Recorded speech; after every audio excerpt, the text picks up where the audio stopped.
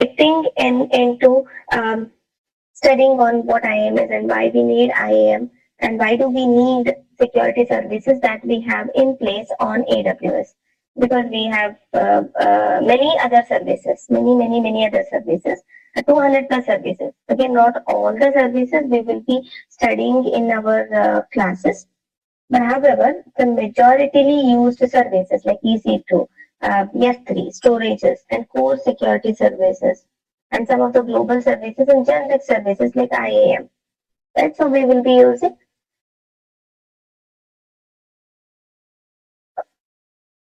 So we will be studying about all those services.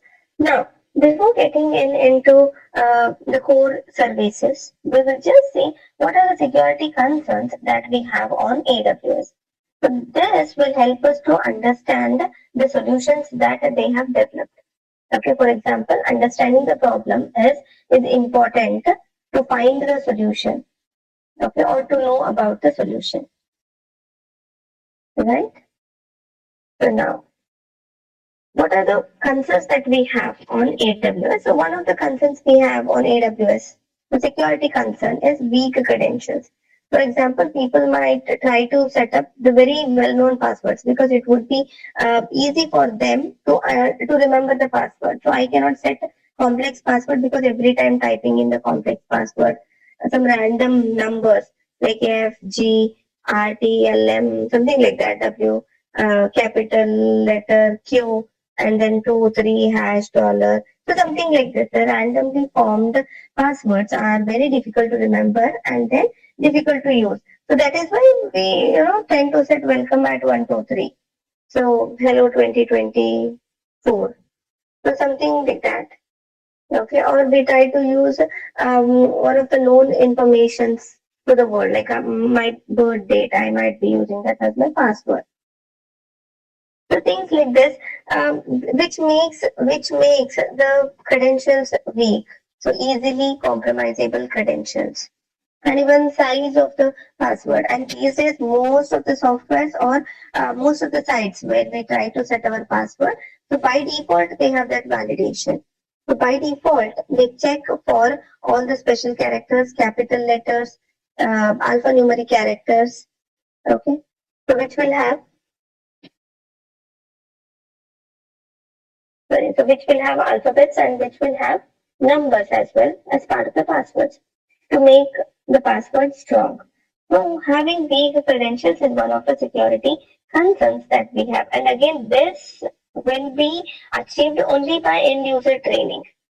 Okay, because you cannot stop them from using their personal um, details as their password.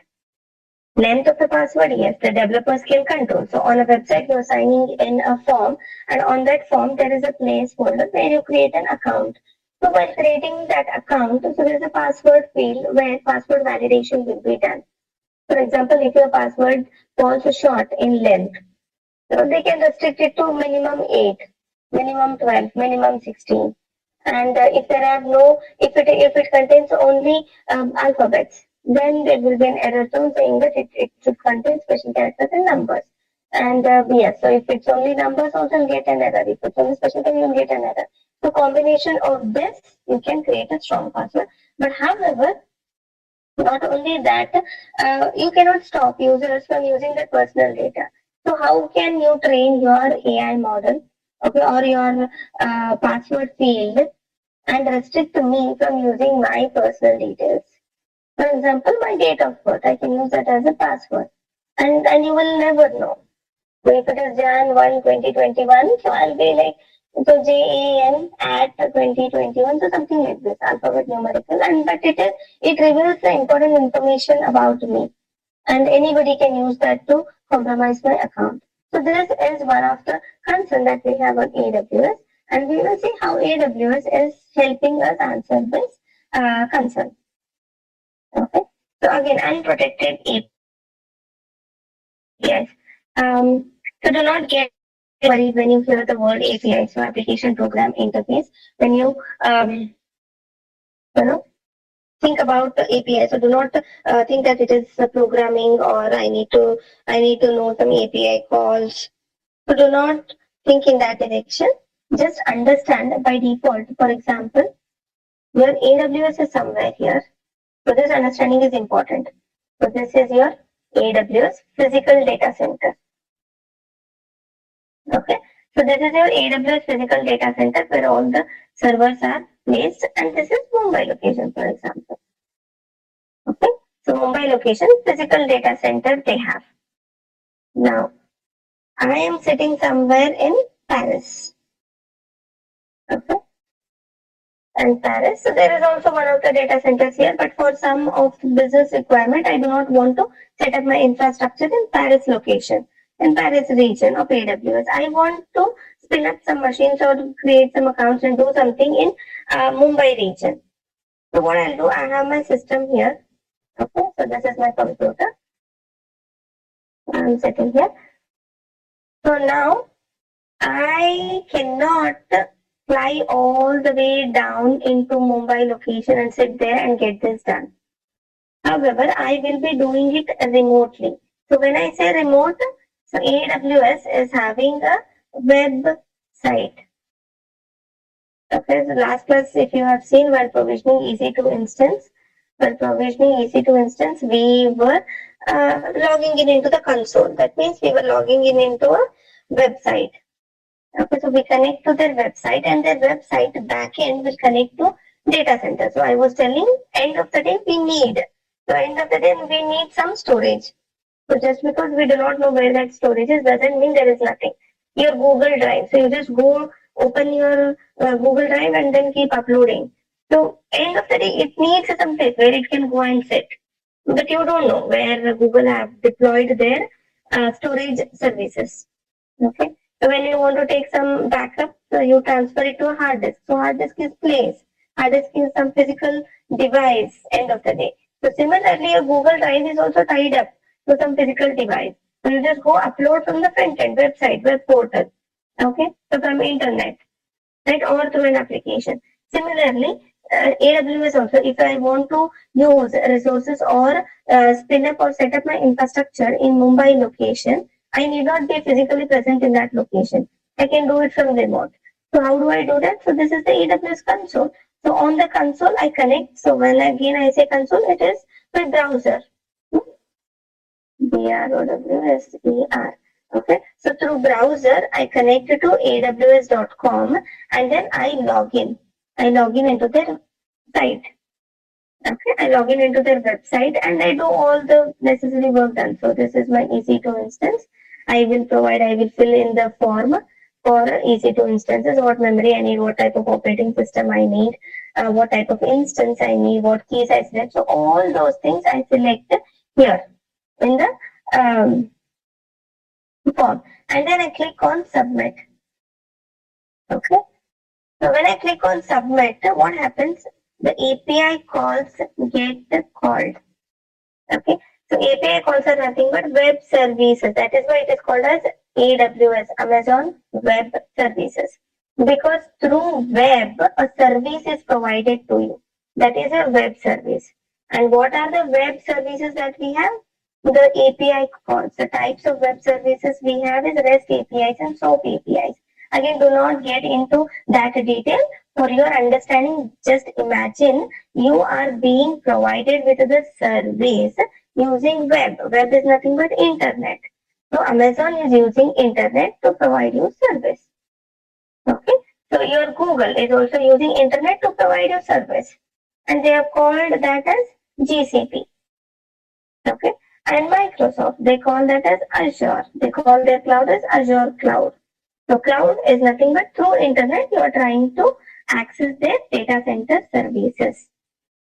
So similarly, this is what your APIs are.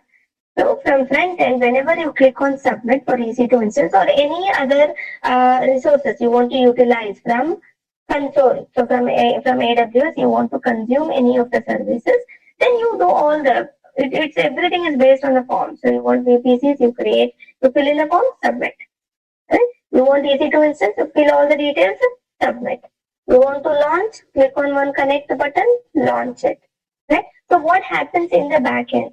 So backend, all the details, like your normal, how your browser works. You might have studied it again, one of the very important interview questions for your SOC. Okay, SOC analyst important question is that how do you interpret, how does Google work, or how does Google Chrome work, or how does any browser work? What happens when you type www.instagram.com on your web browser? Right? So similarly, nothing but an API call gets initiated. Whatever you see that request is, right? So those are API calls. HTTPS, yeah?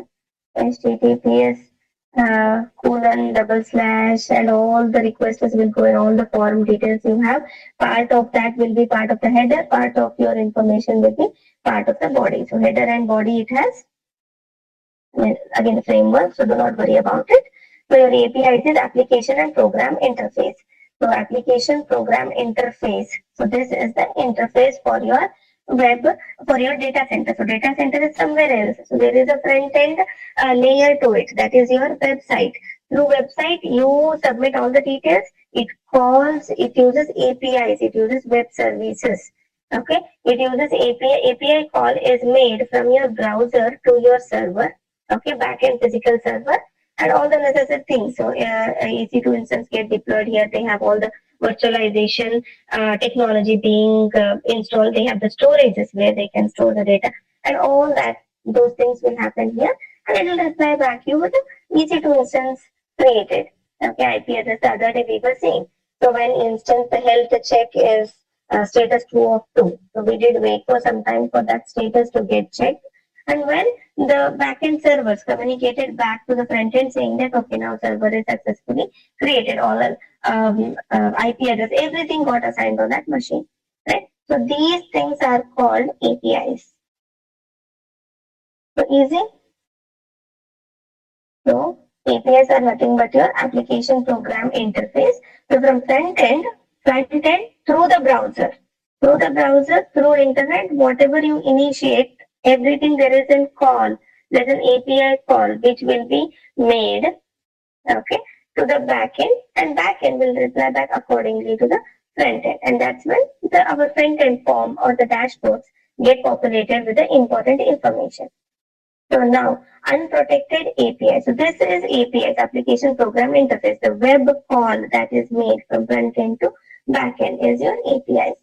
Now, what happens? There is also a way, there is a framework how users, how application developers develop these APIs. Okay. So unprotected APIs. For example, instead of using HTTPS, you might just use HTTP. Okay. HTTP, and you don't know where total information you will be sending in. So sometimes you'll be sending in the username and passwords, right? And if they are unprotected, so if this gets compromised, your password and your username gets exposed. Okay, so that is unprotected API.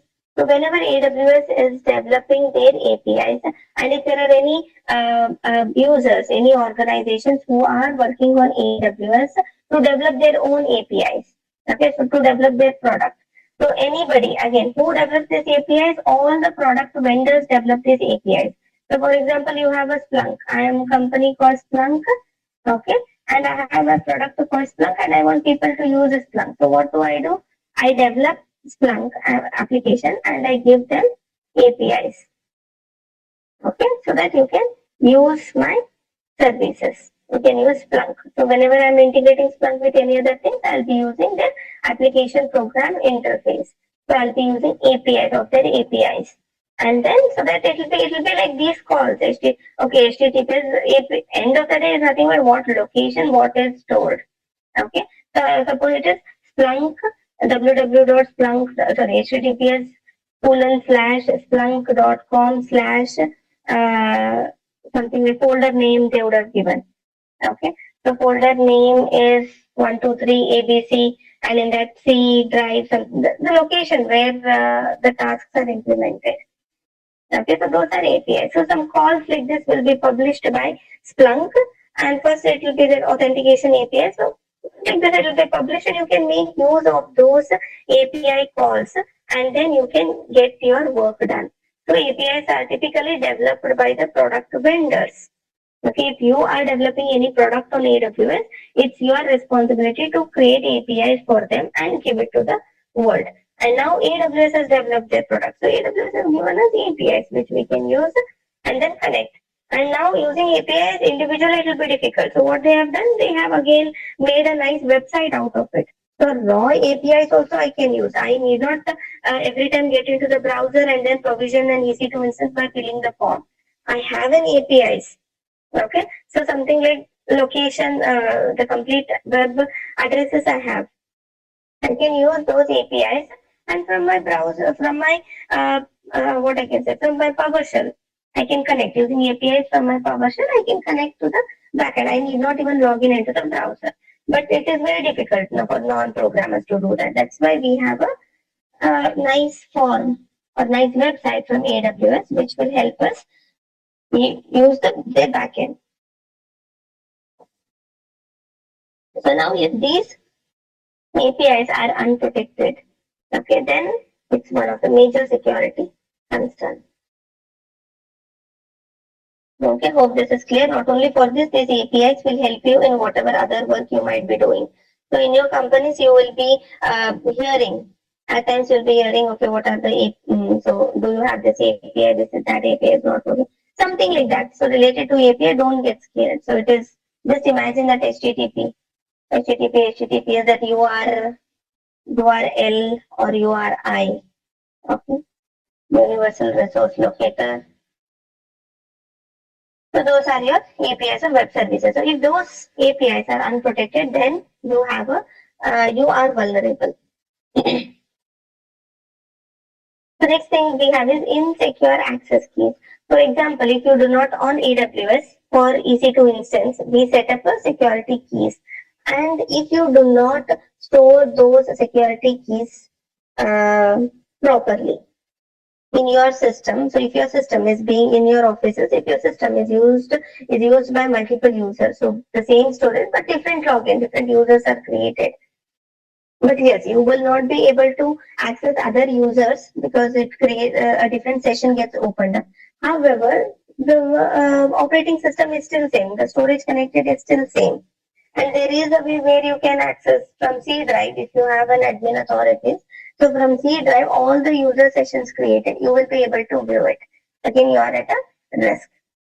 So insecure access keys. So when I say insecure access keys on AWS, when you spin up your access keys, right? So your security keys, when you create your own keys and then your private key gets downloaded from AWS site and it will be stored onto your local machine.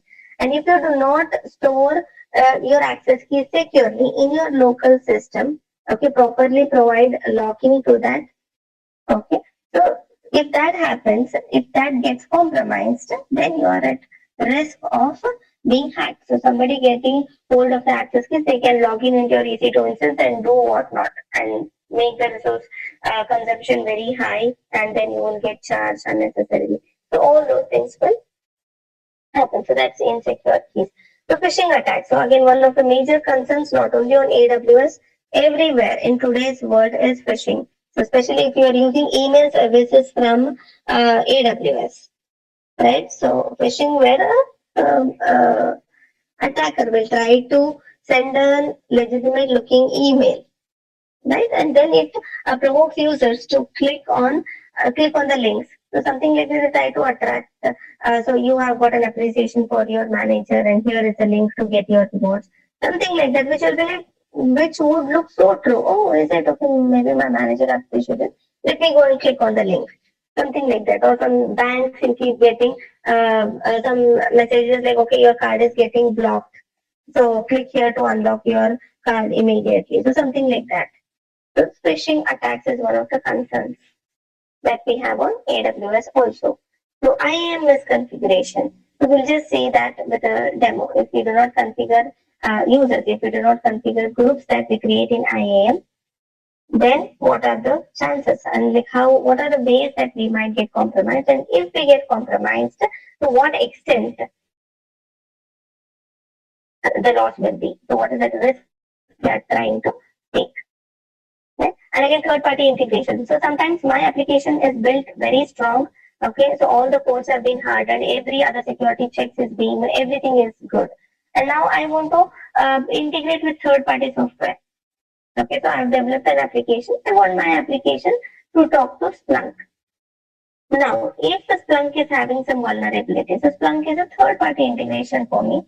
Now, because I have not built Splunk in-house. So now, if I want to integrate Splunk onto my application, and if a Splunk is vulnerable, and if there's an attacker who knows about this vulnerability on Splunk, and he will get into Splunk, and from Splunk, he will get into my system. Okay, so third-party integrations are also one of the security concerns that we have on AWS. Now, the DDoS attack again is an website, right? So where the user tries to target you for DDoS attacks. Okay, distributed denial of service, where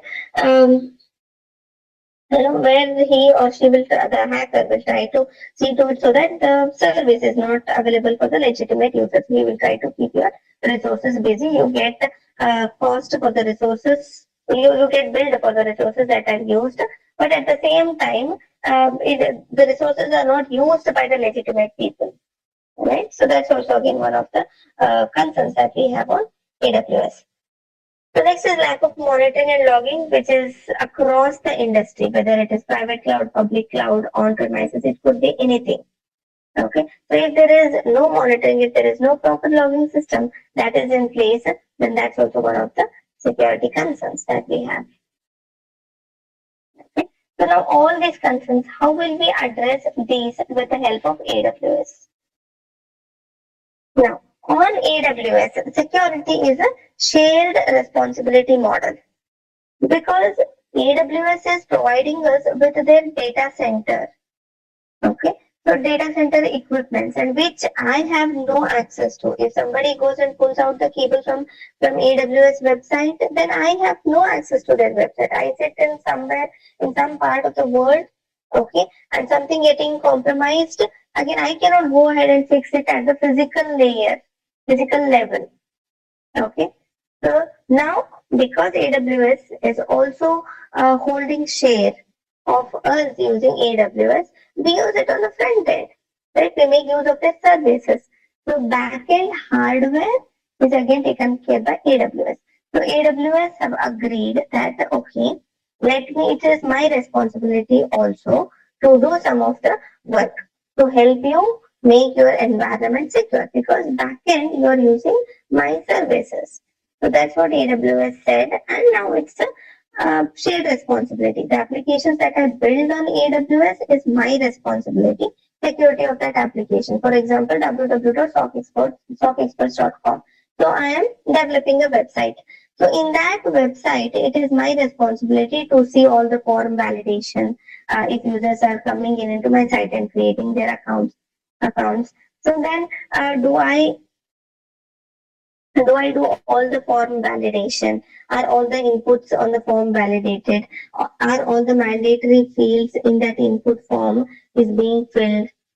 Right? So all these things fall under my responsibility, the user's responsibility. So AWS functions in the form of shared responsibility model. So now, division of security responsibility between AWS and its client is called shared responsibility. So responsibility is being shared by both the parties. In that, so what is that AWS is managing when it comes to security? So security of cloud managed by AWS. So AWS is responsible for securing the underlying infrastructure that hosts the AWS services. For example, your hardware, okay, software, virtualization software that you have installed on top of the hardware, and networking. Okay, so what type of firewall you have being installed? So what are the configurations you have done? What software, what virtualization software you are using to install on your server so that it can be virtualized, and end users or your clients can come in, spin up some virtual machines. Okay. So what is so all those things? So AWS is responsible for securing their infrastructure. So backend, all the cabling, all the hardware that they have, it is their responsibility. So now next responsibility is AWS protects the global infrastructure that powers the AWS cloud. So it is physical security. What if, for example, in Mumbai location, in Bandra, right? So they have their AWS physical data center location, a building, one of the floors where they have set up their data center. Again, it is like very cold, and people are suspicious who are walking in that building. If there are offices or any other buildings, any other uh, houses or building or shops or anything, it could be in that building where AWS have set up the data center. So maybe people who are passing by, they might just get curious to see what is this room, why it is always so cold, right? So all those things, if they become curious and if they just try to enter breach the physical security, right, and then try to play around, pull out some cables. So just imagine such a huge loss to AWS if somebody does that, right? So this is about the security part that they play when it comes to overall security. Right? So AWS continuously monitors its infra to protect against threats and vulnerabilities. So not we also will be setting up the monitoring services on AWS. Again, when I say monitoring services, do not get confused with SIM. AWS doesn't have SIM, and I will not be talking about SIM when I say monitoring and logging. So there are services, different security services, which will help us to monitor our infrastructure. And to develop all those and publish it to the users, it is responsibility of AWS. Okay, so it is, for example, it is Big Bazaar. So Big Bazaar is responsible for the physical security. So they cannot allow people to come in and keep mixing up two different jams and put it, seal it, something like that. The two different coffee brands. So if it is being kept there, so without when anybody sees, they will just remove half of it and put something else, or poison the food items, or break the furnitures. So the physical things they are responsible. So they are responsible. So AWS is responsible for their data center, hardware, the physical security, where only the authorized person will be getting into the data center. Right? So AWS continuously monitors its infra to protect against threats and vulnerabilities. So one level of monitoring by itself is done by AWS. However, if I'm installing a website, creating a website on AWS, and I want my website to be secure, then it is my responsibility because I am building the website.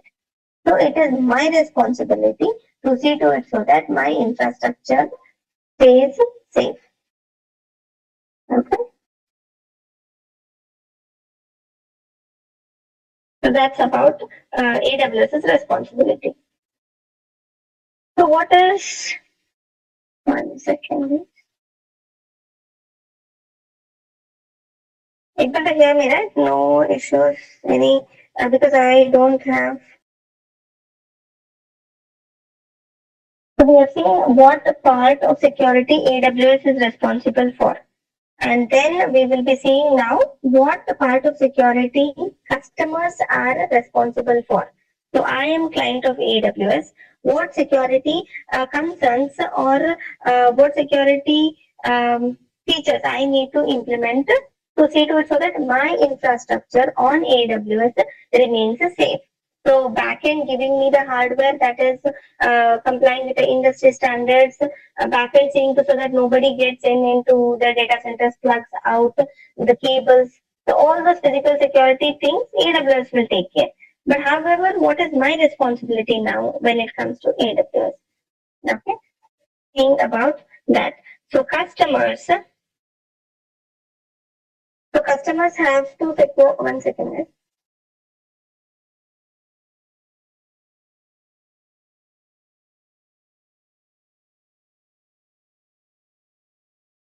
So customers have to secure their data, application identities, and configuration. Okay. So for example, they can use IAM service. So AWS has developed IAM service and given to us. Identity and access management, IAM stands for. So in a couple of minutes, we will be getting into details of IAM. But however, for now, remember, so customers have to secure their data, application, identities, and configurations. So now all these things, if I'm storing some data on AWS storage, so it's my responsibility to encrypt that data. So by default, AWS also encrypts. But if I do not trust AWS encryptions, then I can have my own encryption keys and I can encrypt the data. And applications I am building, I should say to so that all the validations, third-party integrations are safe, and I keep patching my applications on a regular basis and updating the third party integrations with the latest patches that might be released. Right? Right? And identities. So any identities that I create, for example, any users I create, it's my responsibility to secure their access. So set strong password for them and provide whatever necessary permissions they need. Okay? So all those things it is my responsibility. And similarly, configurations. If there are any configurations which are not required and still I have configured my system, for example, ports. Okay, so database port should not be allowed, but I have allowed the database port. Right, so RDP, I do not want everybody else to RDP into my system. So I just want two of my developers to RDP into my system. So instead of providing only their two IP addresses on the machine, I'll just do it for all, RDP to all. So it's a misconfiguration. So I am at risk of being compromised, and it's my responsibility now. AWS cannot be held responsible for my configurations, the applications I build, the encryption methods I follow, right, to keep my application same, the validations I do on the front end page. So all these are my responsibility on AWS. So configuring access control, managing user identities, permissions, securing network configurations, encrypting the data, including security best practices while developing or using the applications on AWS. Now, again, it is if whatever work I do on AWS, okay, so it is my responsibility to see to it so that all the applications I am using, the EC2 instances I am using to build some applications or build some softwares, all the configurations I do, that for all these things I am responsible. The user is responsible. So for example, I have a website deployed on AWS and I go and complain AWS that, okay, AWS, I am seeing a DDoS attack. So AWS will say, boss, it's not my responsibility, it is your responsibility. However, I have a solution already. Okay, so I have a shield, I have a WAF. So if you have not used those services which are provided by me, and if you have not built your website secure, if you have not done all the validations properly, then you are responsible for your security. It is like saying, going and complaining to Big Brother saying that my home is robbed. Okay, so there was a robbery yesterday night. So tomorrow morning I cannot go back to Big Bazaar or any of the supermarket and say that my house is robbed. Okay, they'll tell how am I responsible for your home getting robbed? Right. So I've given you good quality cement, good quality bricks, good quality keys. Right. So if you did not buy keys and if you did not lock your home, it's not my responsibility. Right. So it is like that. That's why they provide warranty, guarantee. Sometimes some of the appliances that we buy, washing machine, things like that we buy, they give you like 2 years warranty you have on this appliance. Okay, so within those 2 years, if something happens, you can always come back to me. I will help the issue get addressed. But beyond that, yes, it's your responsibility. Right. So like this, security responsibilities are divided between AWS and their clients. So customers need to monitor their environment for security, comply with all regulatory requirements, implement security controls. Right. So now AWS has published like services like WAF, Shield, so Guard Duty, CloudTrail, CloudWatch. Right. So these are some of the security services that we have on AWS. Now it's our responsibility to monitor our infrastructure. So if I have hundreds of users in my organization who are using 500 machines or 200 machines, any number of machines, right? So 100 might be using two. One person might be using two different servers, AWS servers, three different servers. Because front end, back end, middleware, whatever development for testing, any of their work. So they might be using any number of machines. So now it is my responsibility to keep, monitoring my infrastructure. So all the VPCs I have set up, subnets I have set up. So monitoring all my infrastructure is my responsibility. And AWS, how will AWS help me in this? AWS has developed the services accordingly and they have given to me. So earlier they did not have this shield. And when people started complaining that, okay, on AWS I had a DDoS attack, I had DDoS attack. Then they are like, okay, so let me develop a solution for you which will help you to secure yourself against a DDoS attacks. Okay. So, okay, implement. They gave us some services using which the risk of being compromised reduces. However, we cannot say no. Okay, there is always a risk of being compromised, no matter how secure we are, no matter what it is, because the hackers are finding new ways of compromising our servers, everything day in day out. So it is the risk. I think the risk gets reduced. So now this is about shared responsibility model. So security concerns we have seen, and we have seen how security is a divided role on AWS. So this is also one of the very important interview questions. So around this, you might get asked like, okay, so how do you maintain security of your infrastructure on AWS? Because the exact same question was asked to me a couple of months ago when I was getting interviewed for AWS role, right? So I did get asked. So how do you maintain security of your infrastructure? So then I was like, okay, so security is a shared responsibility. AWS is responsible for their backend security of the backend hardware they provide, and front end it is my responsibility, user's responsibility to implement. And then he started cross questioning. Okay, now tell me front end how it's your responsibility. So right. So again, when it comes to security on cloud, it is not like okay, end of the day I will go and I will monitor and get issues fixed. No, it is not like that when it comes to cloud.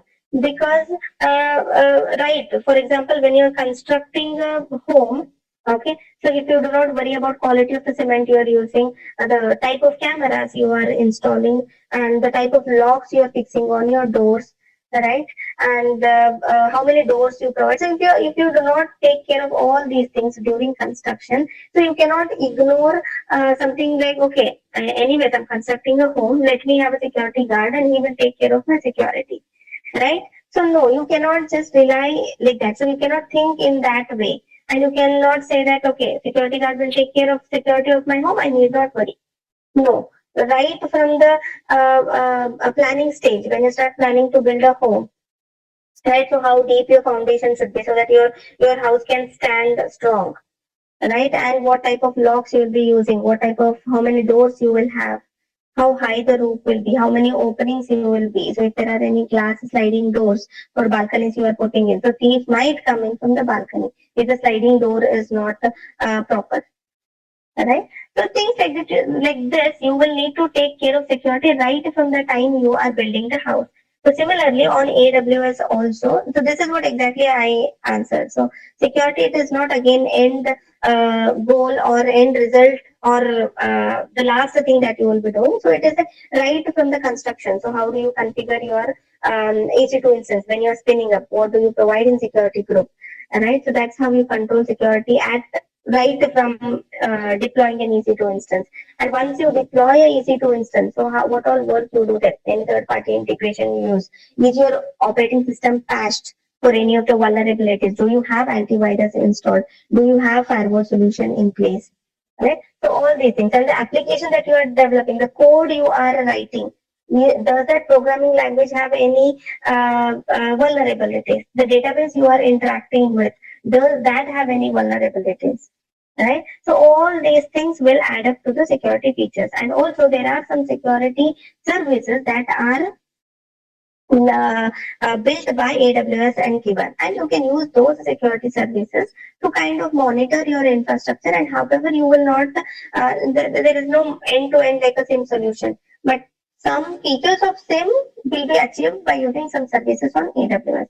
Like you can monitor, you can watch for logs. So Cloud Watch you can turn on, which will be capturing all the logs. And you can put all the logs into your SIM, and then you can analyze and get the you can continue with your analysis on your SIM solution.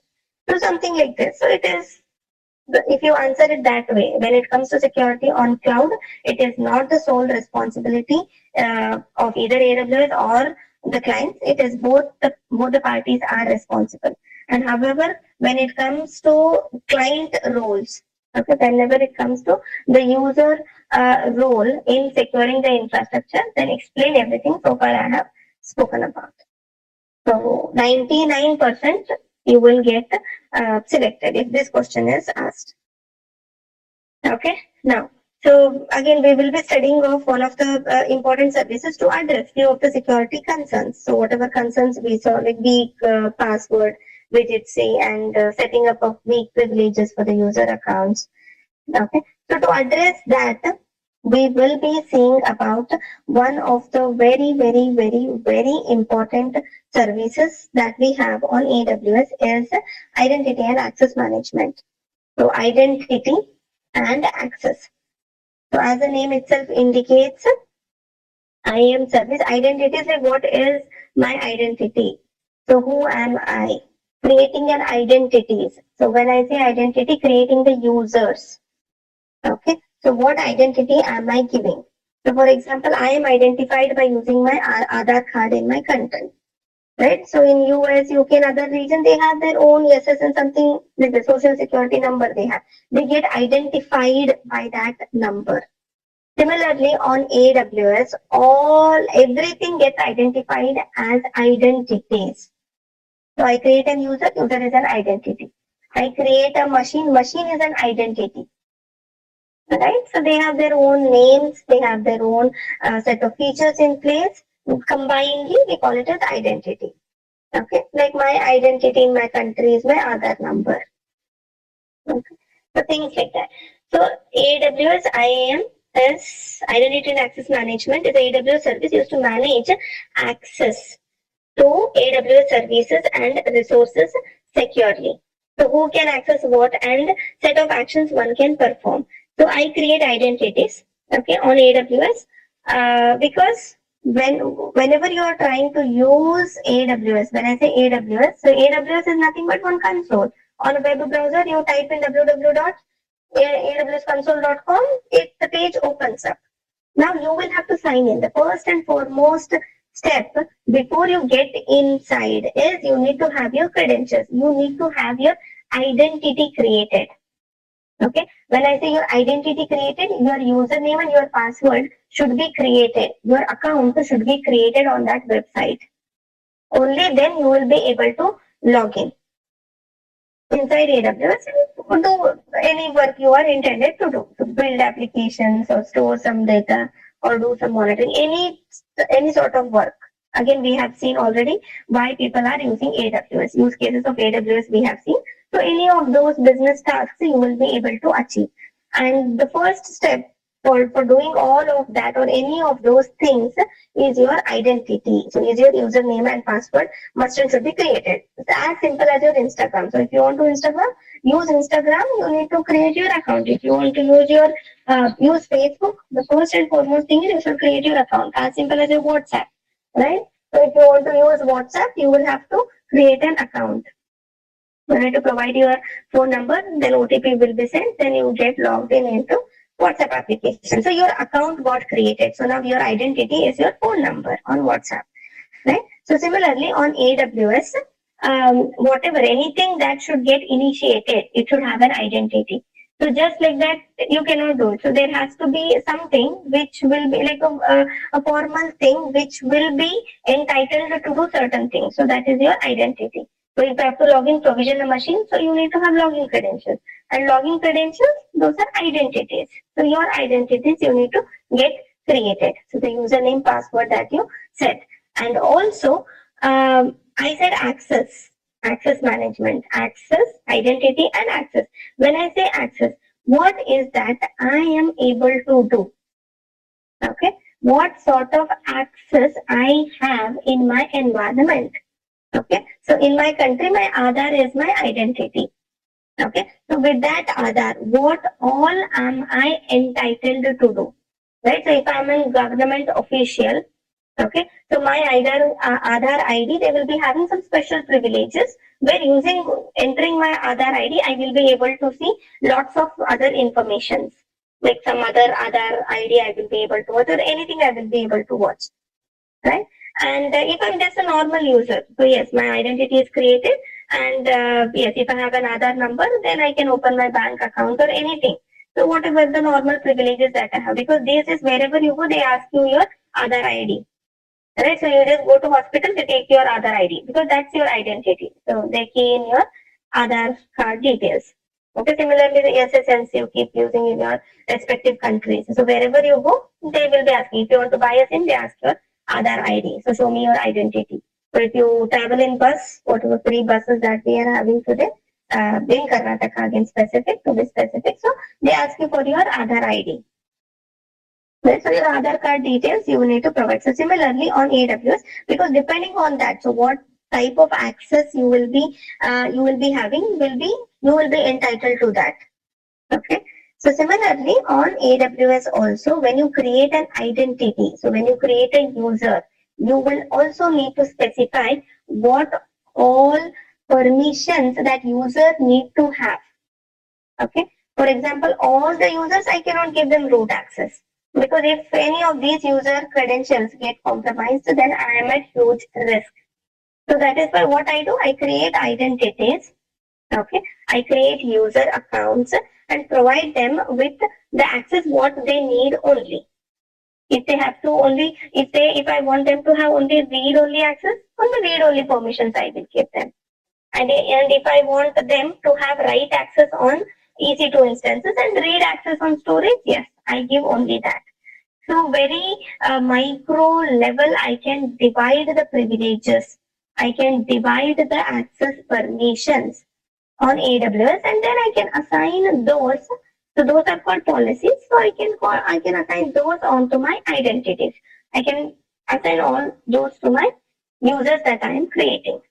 Okay, so who can access what and the set of actions one can perform. Okay, so for example, I can access EC2 instance. So what is that I am entitled to do? So I am entitled to write operation, delete operation. I can create, I can delete, I can edit, I can do anything depending on the privilege or depending on the permissions I will be having on AWS. Okay. So now this is how your creation happens. So we have AWS console where we create the first user. When you sign up, the first user gets created. It is your root account. Okay, or it is also called as a root user. So root user gets created. So this is a user like you and me, normal user. We connect to their website, amazon.com, console.com. Right? We sign up. So we fill in the form. So we fill in all the credit cards. So I believe all of you have signed in into AWS and you created your free tier account. So that this is how you do. So you create you have a sign up page. You key in all the details. Okay, and then you create an account, and that account is treated as a root account. Okay. So from this account, you will be the first account that you create is your root account, and from the root account, you will be having all the privileges. So it's your admin account. So as the name itself suggests, root user. So he is an admin user. He is having end to end every other access on AWS.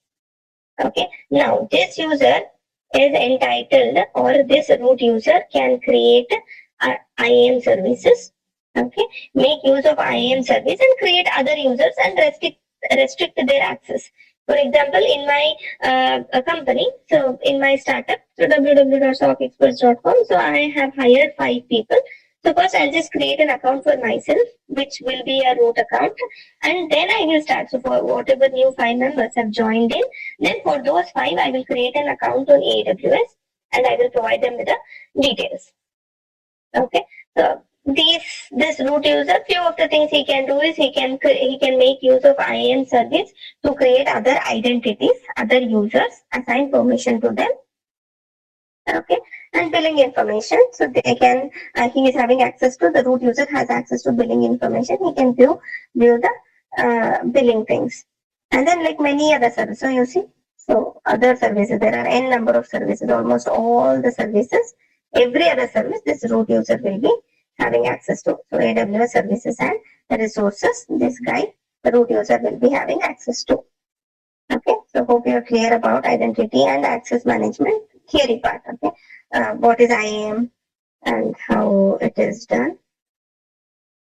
Now we will see IAM user creation. So I said when I get created account, when I create an account, it is by default it's a root account or the admin account that gets created, and that admin, okay, see, that's the root user. So root user can create another user.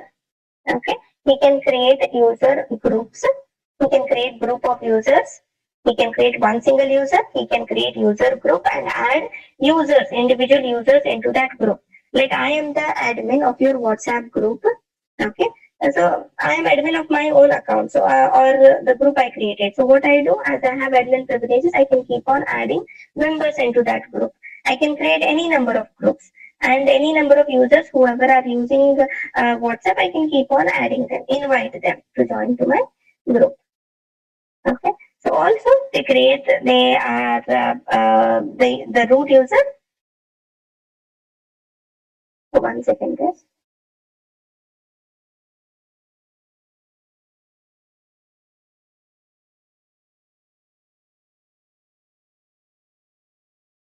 So the root user, he can create other users, he can create user groups, he can create roles. So we will see all this individually in detail, and there's a demo for these individual things. Okay. So now this root user, what he will do after creating users, he can create something called as policies. Okay. So these are identities now. Okay. So user is an identity, your user group is an identity, roles are an identity. And just by creating identity, they won't be able to do anything because by default, everything is blocked.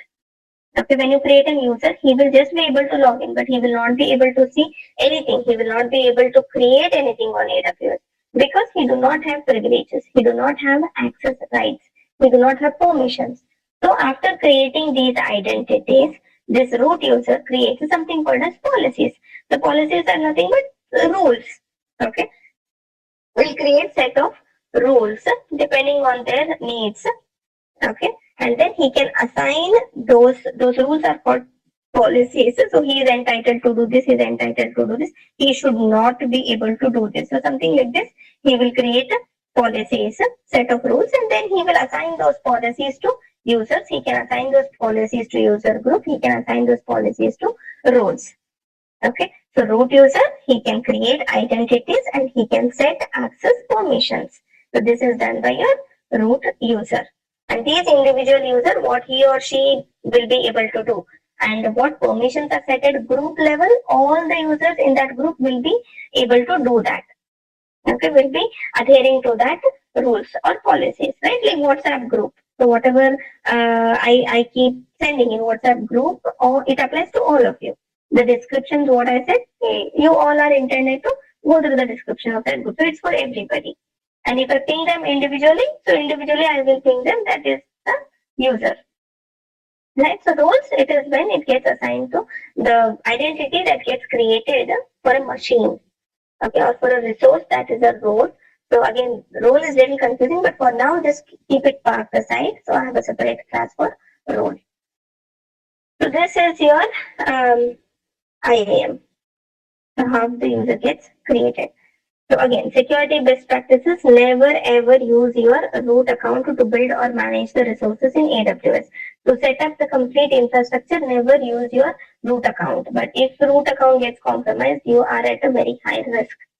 So in organizations, it's always a best practices to never use because it is a website. Either you are an organization, you are a single user, who you are in this world. So if you want to use AWS, you will have to go to that console. You are an attacker, you are an hacker, so what not, you are good person, bad person, anything. So if you have to attack, if you want to do something constructive, the same website you connected to www.awsconsole.com. Right? So hackers will also connect to that same site to compromise you. I'm an user, so I'm an organization. I want to build my website or do achieve my business goals. I also connect to the same website. right? So in that case, as everything is exposed on internet, and to make it difficult for the or to reduce the risk of being compromised, it's always a good practice to have to not use root account for building and managing infrastructure on AWS. Right? So the first thing we'll be studying is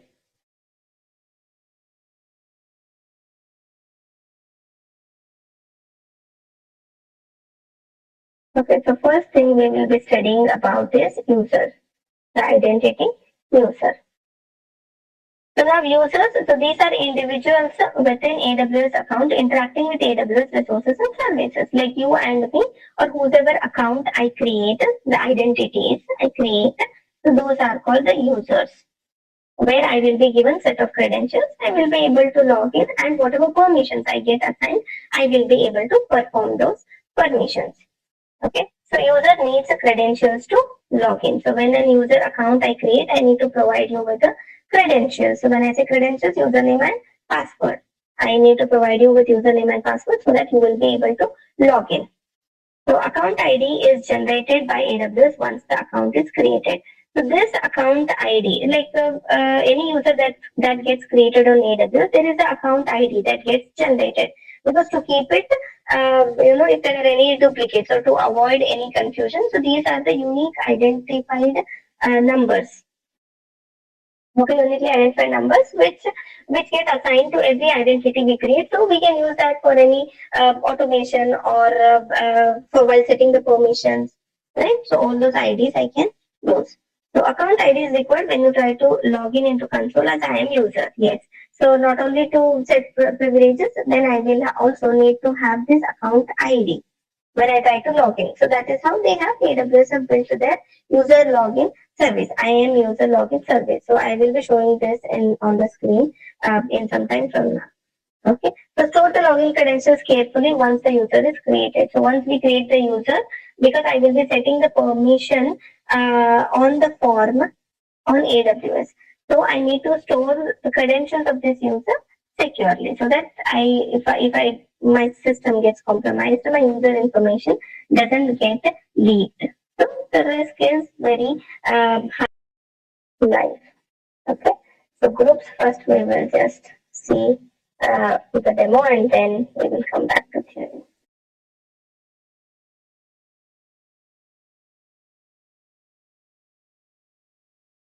Okay. We provide interview question and answers. So can we do alias for account ID? Yes, you can. You will be able to do. Aliases, yes, you will be able to do it. So your identity, your username that gets created. So we can see screen. It is kind of messenger from one software to another software. Yes, Faisal. So you're right. You can consider it like a messenger. So application program interfacing. So it's a mediator between your front end and your back end. Okay. So can we say authentication and authorization? So for what you're trying to say authentication and authorization, Harika? So maybe you can just type in that question very clearly. Ma'am, confirm identification. Phone number is not working. And my account is not created. What can I do? So what is that exact issue you are facing, Asha? So try to create it in incognito mode. Try to use all new phone number, new email ID, and then try to see if you'll be able to create it. Typically, create it using your email ID. That will be better. So any authentication will be sent. It will be sent on to your email IDs. Okay. Try to use a different number or try to get support from AWS. So good support they have, they can help you address the issue. You will do alias, yes, you can do. Yes, I've created AWS and the instance also created. I am not able to decrypt the password. So decrypt the password. When you say decrypt the password for when you're trying to create an EC2 instance, maybe the key format, Kamal Hassan. So the key format you have used to create a new security key, that might be different. So PEM and PPK, there are two different types. Upload the file and decrypt it. So what is that? Okay, so if you do not know the way how to decrypt it, not able to decrypt. So what is that error when you say not able to decrypt the password? First check the key if the key is in proper format. For Windows there's a different format, for Linux there's a different format. And then click on decrypt, there's a tab on the EC2 instance. And try to decrypt the password, upload the key, and then the password, in few seconds you'll get the password. If that's what you're looking at. With decrypt, you're trying to get not a key is not in proper format, begins with private key, begins with, when some error like this, then the type of key. When I upload the file, it's not showing that the KPM file. All file type you will have to select. So somewhere, for example, if you have downloaded that key and stored it in your downloads, navigate to that path and type of file. Sometimes by default it will be .txt. So from that drop down, try to select all files. Then everything will be visible. Then your PPM, PPK, all those files will be visible.